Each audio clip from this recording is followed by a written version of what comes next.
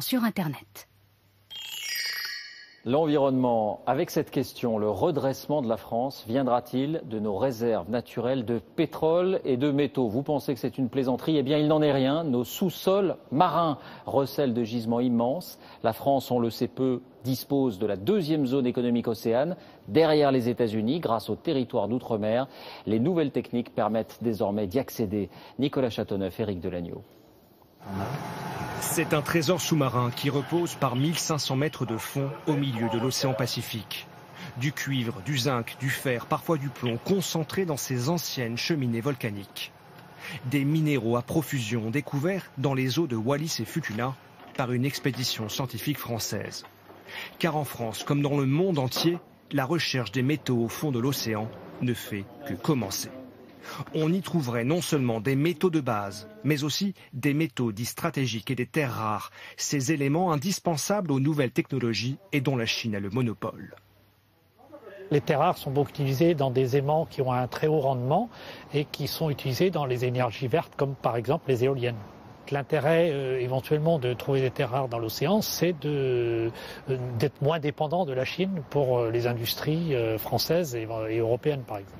Dans cette course aux minerais sous-marins, la France est bien placée. Notre pays possède un immense territoire maritime de 11 millions de kilomètres carrés. C'est le deuxième au monde derrière les États-Unis. Plusieurs groupes publics et privés y sont spécialisés dans l'exploration et l'exploitation sous-marine. Certains travaillent déjà sur des systèmes de robots miniers opérant à grande profondeur et sont contactés par des étrangers. On a beaucoup de contacts avec des sociétés australiennes, des sociétés sud-africaines, canadiennes, qui envisagent ce genre d'exploitation, en particulier pour l'or et le cuivre. Reste une inconnue de taille, la fragilité de la faune sous-marine à ces grandes profondeurs.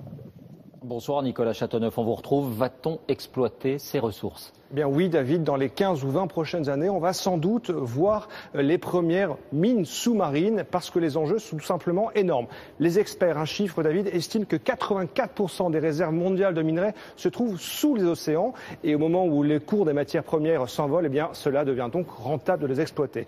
Alors attention, bien sûr ce n'est pas si simple, hein. On parle quand même d'extraire des minerais entre 2000 et 4000 mètres de profondeur dans un milieu très hostile avec une pression de l'eau énorme. Alors évidemment, tout devrait être robotisé, piloté de la surface.